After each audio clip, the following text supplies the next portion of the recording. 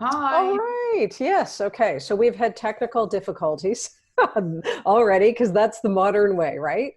Mhm. Uh, and because I think a lot of people are online, what I'm wondering is are we having these tech problems as an upper limit? We'll talk about that later. Okay.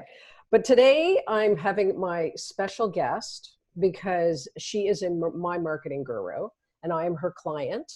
We have worked a lot together. We know each other quite well. Great.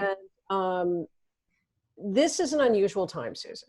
And I Hmm. know that her name is Susan Diaz. I forgot to introduce you. And you have a company called C&P Digital Marketing. So you have been in all sides of many different crises.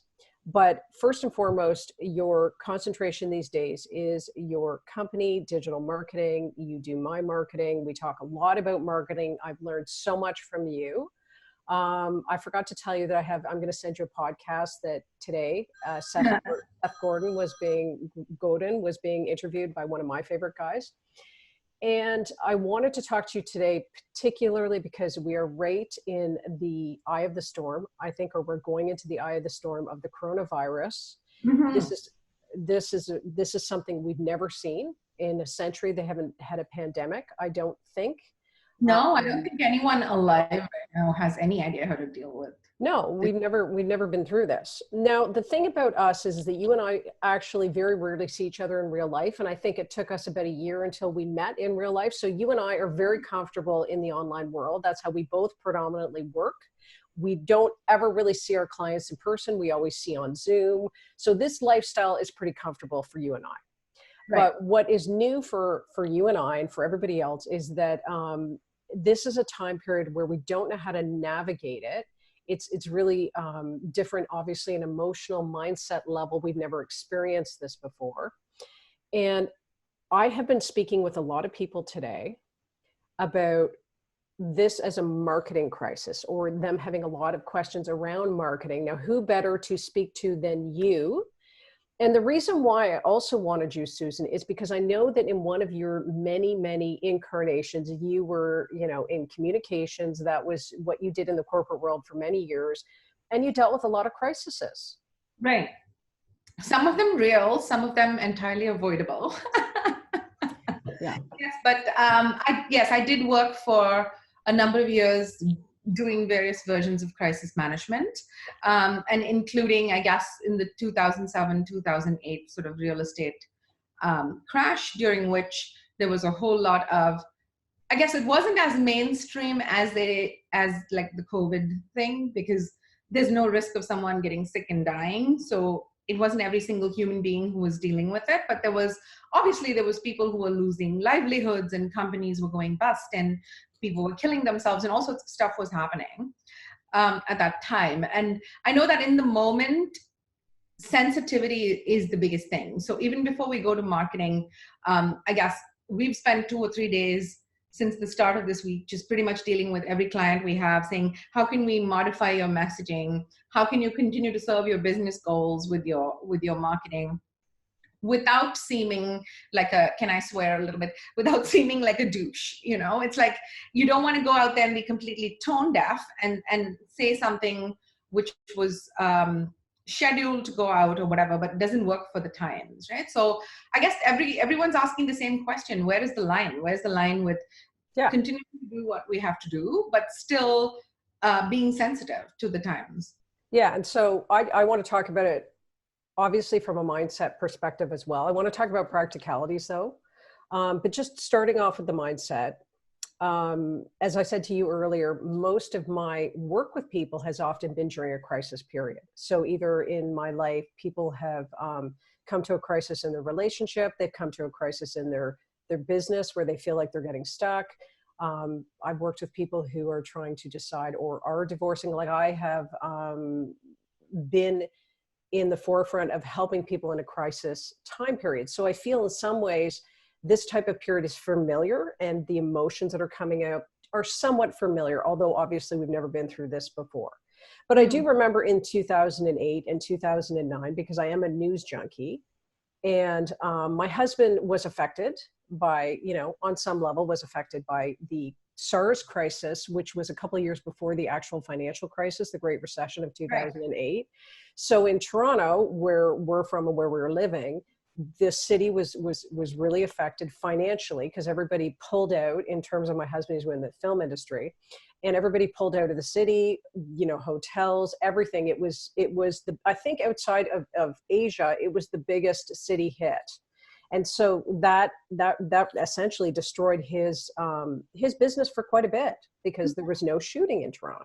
Right. So I do understand what it's like to feel you don't know what's happening. It feels like it's out of control. Everybody is anxiety ridden. I think this is the word. Yeah, you're hearing this. Yeah, right, everyone's definitely feeling freaked out.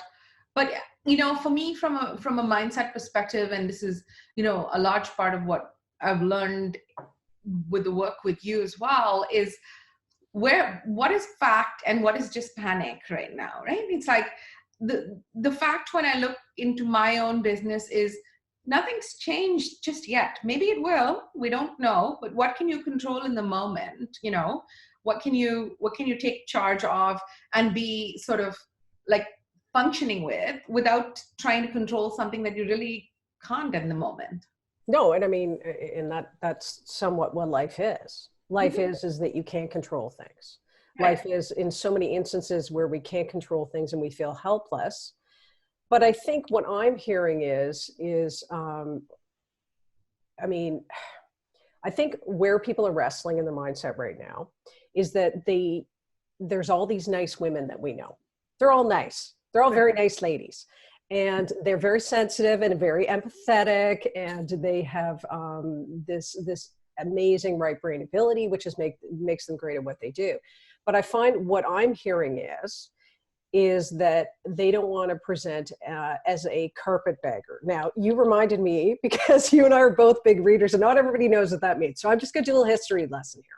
So what it means is, during the Civil War, the American Civil War, is that we know that the South lost, and in the period after, when they were rebuilding in the South, there was a bunch of Northern Yankees who came to the South, and they started to take advantage of the destruction and the war in the South. And what the Southern people called those Northern Yankees was carpetbaggers, because they literally carried their stuff. Their luggage was in a bag. We've all seen it in the movies, and it's made out of carpet. Okay, so that's what it means.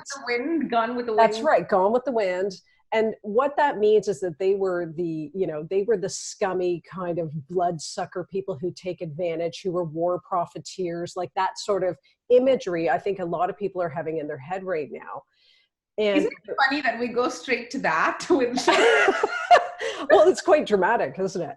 It is. And it is dramatic, but people are feeling, I think, so we're hearing there's so much right now unknown. We're hearing about the stock market. We're hearing about people's businesses being in jeopardy. We've got the Ministry of Finance coming on, talking to us about the economy. There's a lot of different, and of course, everybody's heightened, and they're thinking, well, I'm still in business. I want to help people at this time period, but I'm feeling really uneasy about how to market during this time period. So I guess the one thing I would say from a mindset point of view is that we need to, I think we need to bring this down a bit.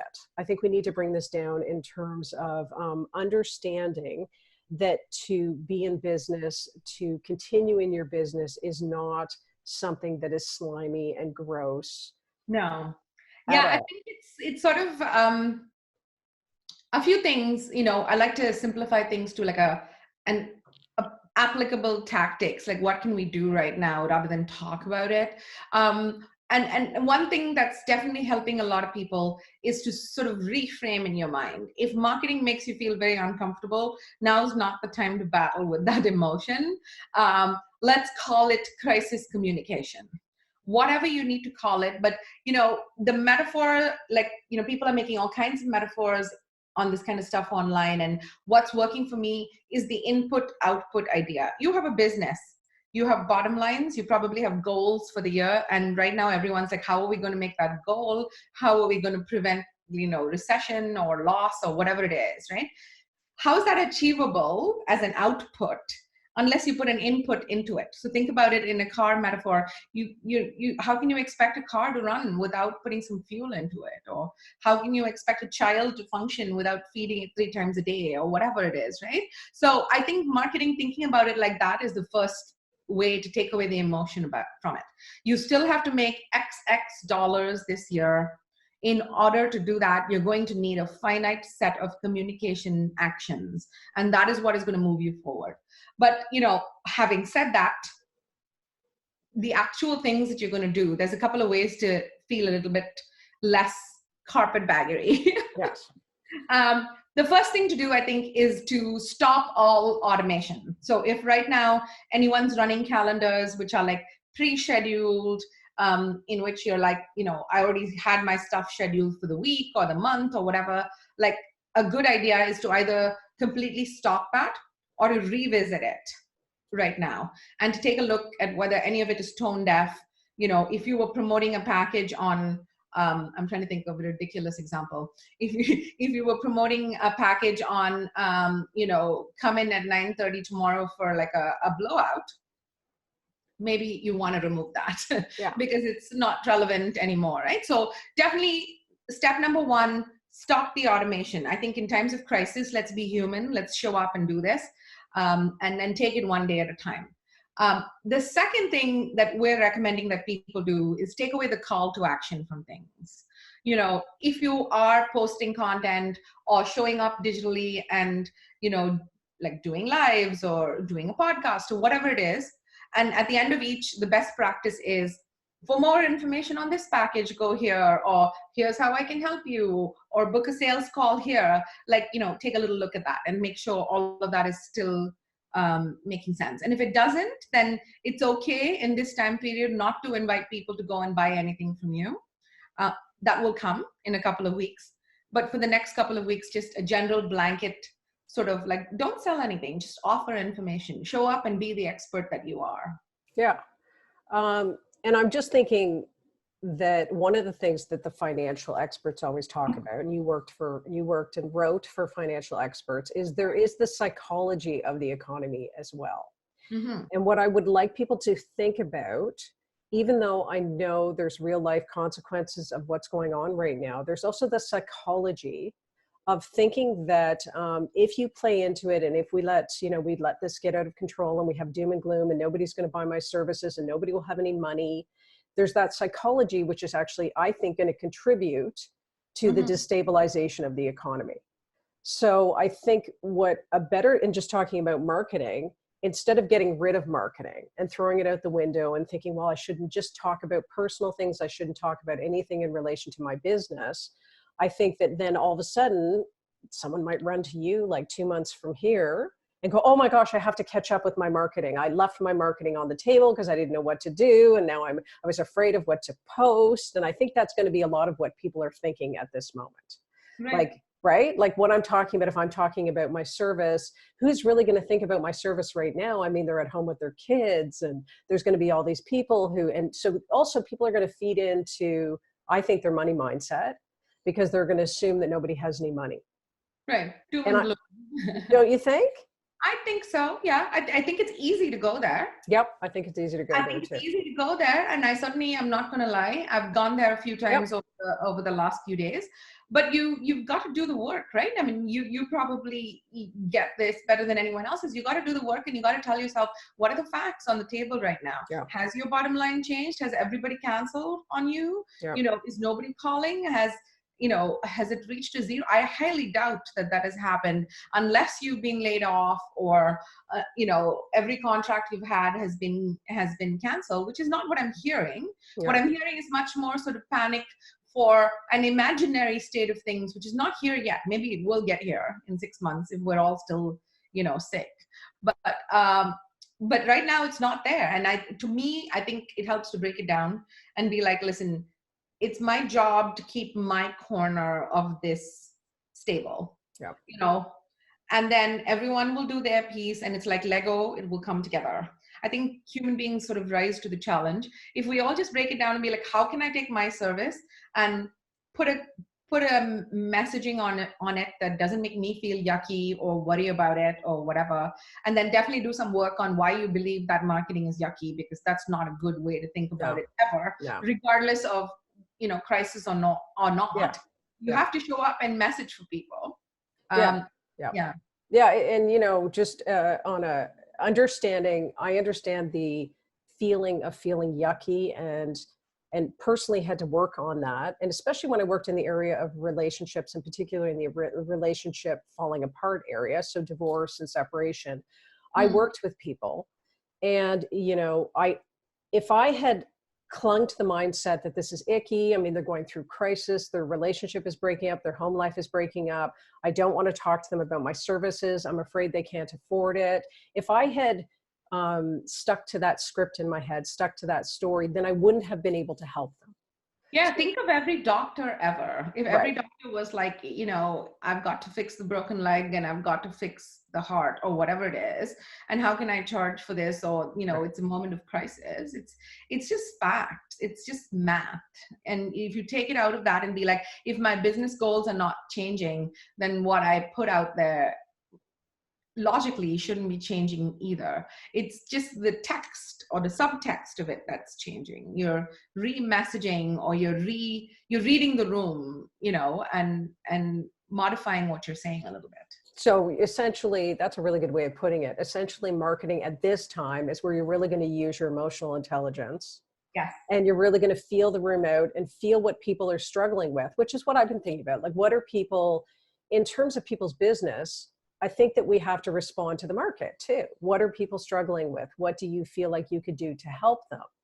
And one Yeah. of the things I really want to say to everybody who may watch this is that if you hold back and you go into your shell and you say, okay, I'm just going to bury in. I know we all want to get into our bed and put our covers over our head. I want to do that a lot. Actually, I want to get in there.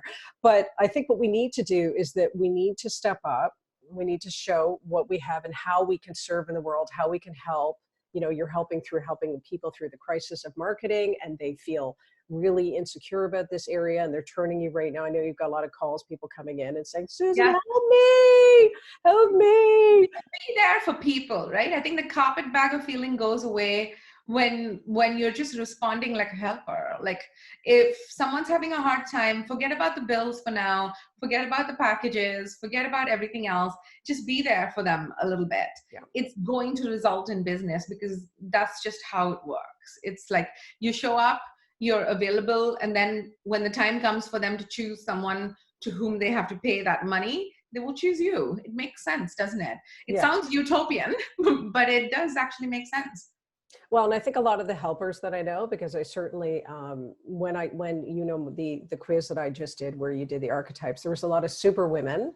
So anybody who doesn't know what a super woman is, they're people who essentially are, many of them are overachievers, people pleasers, people who are always in action. So this is a tough time period for them.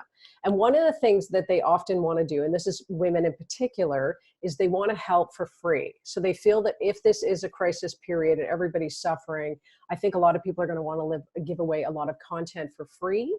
And I'm not going to discourage people from doing that. I think you always have to do what you feel is right for you. But at the same time, I would just check in on that. I would Balance check in. it. Yeah. Yeah. I think again, it goes back to reading Right. the space that you're in. Definitely don't give away everything for free, Mm-hmm. but help in Mm-hmm. whatever way you can. Yeah. The way that we've encouraged a few people to think about is, what is your bandwidth? Can you afford to find 2 hours in a week where you can help someone, because that's what you want to do, to give back in the times? At the same time, there's brand value to helping people. People will tell you free stuff is always bad. I don't agree. I think, sometimes free stuff is good because it can build a brand. But draw that line. You have an hour a week, then set up something where you're making that service available. Now's not the time to go out and blast that off and be like, look, I'm doing an hour of free service. No, but people will notice. The people that you help will tell their friends, who will tell their friends. And then from there on out, it sort of spreads. So I wouldn't say give away everything for free, but I would say find out what your appetite for handing out a few goodwill, in-kind services, whatever it takes in this moment. Yeah. And I think that one of the things that people suffer with in terms of mindset for marketing is visibility. And I think that's going to be particularly challenging right now as people feel insecure on how to message and how to market their services. So they might feel the desire to just not be as visible and not show themselves for fear that someone might misinterpret their marketing, someone might criticize their message, someone might think they're a carpetbagger.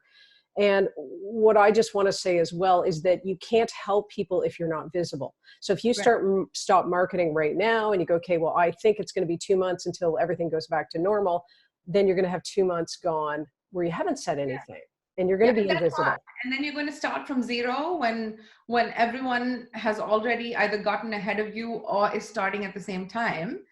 You know, there's opportunities to be had. Again, going back to the carpetbagger thing, the reason it exists even is because there's opportunities to be had when things are on the down, right? Yeah. You have to think about how you can make that work for you. Meaning, if you're somebody who provides, I don't know, I'm trying to come up with an example. No, actually, a hair blow. You were talking about a blowout. Right. You could do a video on that for everybody stuck at home. Right? Like so many like fitness instructors and you know, things which you never thought were transferable are showing up online and making it happen. Like, don't just en masse migrate online and pretend it's going to be okay. Like, address it. Say how you're going to translate your service from being in person or one-on-one to this. Be proactive 100% of the time, being like, this is how we're managing it. If someone's afraid of you know, the fact that like by showing up on Zoom, somehow your service is going to be less than it would be if we sat in the same room and had coffee, then tell them, you know. I think it's important to communicate. And that's why, going back to what I was saying earlier, if you take your marketing in this moment and call it communication, that might be a good way to think about it. It's like, it's not my job to sell or make anything worth the bottom line right now. It's my job to be sensitive and communicate like a human being. And the only time I find in life when someone seems like they're kind of like skeevy and, you know, that you get that sense that they're like, ugh, you like how I articulated that? That when they're coming from that place, when you're coming from a place of desperation, when you're coming from a place of fear, when you're coming from a place where your intention, you're not really clear about what your intention is. When I'm doing video, if I'm not feeling confident or I'm not feeling, check that, go and just sit for a moment with that. Because if you're coming from a place where you feel like you're in integrity and you feel like you're helping and you feel like your service is worthwhile and it's going to help someone somewhere, then people will feel that comes across. Yeah. That's right. Yeah. That alignment of being like, I feel comfortable saying this. And that doesn't have to be en masse. It doesn't have to be a Facebook post or any of that. It can be a one-on-one conversation. It can be, you know, like an email to a client. Like, think about other ways to reach out to people, which is not just like public outreach. Like, build that relationship, because in some ways we're going to have to play long game for a little bit. You know, not everything that we're doing is going to pay off in the moment. It usually doesn't anyway. But, you know, maybe what would have paid off from 3 months ago is going to just take a halt right now. How can you continue to build those relationships and make sure that you're future-proofing things? Yeah, and you know, that's kind of an interesting thought. Building relationships at this time is going to be really different, and it's going to take some different thinking. And you know, this might be, in looking at this positively, this might create a whole new way of operating. Like, you as a person in your business, just like the reason why I am online is because I think 3 years ago, I went online exclusively and left my office. But before that, for about 6 months before that, my mom was dying of cancer and I was taking care of her. And she was here for a big chunk of that time with me. So I wasn't going into the office very much. And this was the way in which I coped, was going online and trying to get some work as much as I could. My crisis period in my life was that. And so I ended up having a whole new way of thinking. Because if you had said to me, Megan, like, you're not going to work in an office anymore, you're only going to work online, I would have said, no way. Like, there's not a chance in hell nobody will come to me. And I literally had clients tell me that as well, that they wouldn't come to me. But then I opened up another world for myself, right? Yeah, necessity, right? What is that? Necessity is the mother of all invention. So true. Right? And funny that you should tell that story about many clients who were like, maybe that didn't work for them. For me, what worked for me working with you was that I feel there's a level of comfort from the screen between you when you're doing intimate, deep work. I like it. I like not being in the same room as you and being able to hear you breathe. Yeah, that's true. Actually, you told me that. I forgot about that. So, is there anything practical? We talked a lot about the mindset, but you've talked about. So I'll try to capture it in maybe like, I don't know, 3 or 4 points. Okay. Number one, stop all automated things. Let's make this. Number one, get out of your own head. Yeah. Your message. Get out of your own head. Yeah. There's nothing wrong with, nobody's blaming the people who are taking their salaries home right now. Yeah. This is your salary. Just get out there, make the awareness happen. Yeah. Number two, stop all the automated stuff. If there's anything out there that you've already put out, like just pull it back, tone check it. Number three, take it one day at a time. Just don't try to like come up with this giant plan. This is what we call crisis communication plans. They have to be day to day. Even if you're a small outfit, this is the kind of thing that you want to spend as the leader of your company 10 to 15 minutes in the morning of each day, like having a little thought about what it needs to be. It doesn't have to be long. It doesn't have to be extensive. It doesn't have to be every day, but just like decide what it is that you're going to say to your people. I guess number three is figuring out what that messaging is. We're all offering something to the world, which is, I'd make a guess, transferable online. We have an edge right now because we're already working in the virtual space. Just come up with that messaging, whatever that looks like for you, about how your service continues to be relevant regardless of the crisis, right? So, and lastly, we were talking to someone earlier today. It's like, there's some space for a little bit of lightness and a little bit of, smiling and a little bit of connection and relationship and stuff. So do that, whether it's joining your Facebook group calls or whatever works for you, whether it's that virtual happy hours with some friends, or, call your mom and have lunch with her on Facebook. Which you and I do anyway. Yeah. This is what we do. This is what we do every day. We have a drink. Find a way in which to connect with human beings and create that intimacy, online, and, look out for each other.